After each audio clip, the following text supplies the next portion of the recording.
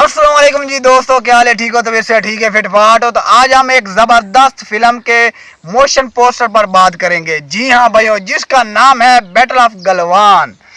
तो जी हाँ, वही गलवान वादी जिस जो कुछ अरसे पहले खबरों की जीनत बनी रही, अब इसे बड़ी स्क्रीन पे दिखाया जा रहा है, वो भी सलमान खान के एक्शन के साथ। अच्छा भाइयों, जब ये मैंने पोस्टर देखा तो मैं कुछ लम्हे के लिए मुझे ऐसे लगा कि जैसे ये जंगी जज्बे, कुर्बानी और बहादुर तस्वीर मेरे सामने आ गई हो।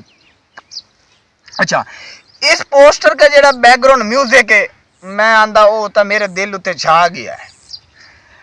अच्छा भाई, अब मैं इसकी जो बैटल ऑफ ਇਹਦੀ ਜਿਹੜੀ ਮੁਕੰਮਲ ਸਟੋਰੀ ਹੈ ਉਹ ਫਿਲਹਾਲ ਰਿਲੀਜ਼ ਨਹੀਂ ਹੋਈ, ਲੇਕਿਨ ਲੱਗਦਾ ਹੈ ਕਿ ਜਿਹੜੀ ਇੰਡੀਆ ਤੇ ਚੀਨ ਦੀ ਆਪਸ ਵਿੱਚ ਲੜਾਈ ਹੋਈ ਆਈ 2020 ਵਿੱਚ ਗਲਵਾਨ ਵਾਦੀ ਤੇ, ਉਸ ਮੌਜੂ ਤੇ ਇਹ ਫਿਲਮ ਤਿਆਰ ਕੀਤੀ ਜਾ ਰਹੀ ਹੈ। ਯਾਨੀ ਕਿ ਆਮ ਤੌਰ ਤੇ ਆਪਾਂ ਕਹਿ ਜਾਈਏ ਕਿ ਇਹ ਚਾਈਨਾ ਦੇ ਖਿਲਾਫ ਬਣੀ ਜਾ ਰਹੀ ਹੈ, ਜਿਸ ਵਿੱਚ ਸਲਮਾਨ ਖਾਨ ਦਾ ਜਿਹੜਾ ਰੂਲ ਹੈ ਉਹ ਇੱਕ ਫੌਜੀ ਹੁੰਦਾ ਹੈ, ਜਰਨਲ ਦਾ ਕੀ ਕੰਮ ਹੁੰਦਾ ਹੈ ਕਿ ਜਿਹੜਾ ਆਪਣੀ ਪੂਰੀ ਕੌਮ ਨੂੰ, ਪੂਰੀ ਫੌਜ ਨੂੰ ਸੰਭਾਲਦਾ, ਆਪਣੀ ਫੌਜ ਨੂੰ ਹੌਸਲਾ ਦਿੰਦਾ, ਸਭ ਤੋਂ ਅੱਗੇ ਰਹਿੰਦਾ ਹੈ। ਜਿਸ ਵਿੱਚ ਸਲਮਾਨ ਖਾਨ ਦਾ ਬਿਲਕੁਲ ਇੱਕ ਗੁੱਸੇ ਵਾਲਾ ਲੋਕ ਕੇ ਇੰਜ ਲੱਗਦਾ ਜਿਵੇਂ ਓਰੀਜਨਲ ਫੌਜੀ ਹੈ।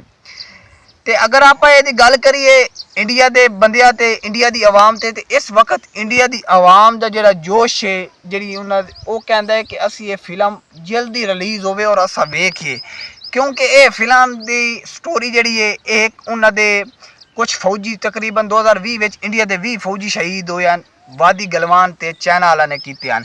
ਇਹਦੇ ਵਿੱਚ ਕੋਈ ਬੰਬਾਰੀ ਨਹੀਂ ਹੋਈ, ਕੋਈ ਬੰਦੂਕ ਨਹੀਂ ਚੱਲੀ ਹੈ, ਸਿਰਫ ਜਨਾਬ ਚੱਲੇ ਹਨ ਬਲੇਡ ਵਗੈਰਾ, ਉਸ ਤੋਂ ਬਾਅਦ ਡੰਡਕੇ ਵਗੈਰਾ, ਮਤਲਬ ਕਿ ਕਿਲ ਵਗੈਰਾ, ਯਾਨੀ ਕਿ ਕੋਈ ਬੰਦੂਕ ਸ਼ੰਦੂਕ ਇਹ ਚੀਜ਼ਾਂ ਤੋਪਾਂ ਵਗੈਰਾ ਇਹ ਨਹੀਂ ਇਸਤੇਮਾਲ ਹੋਈ ਹਨ।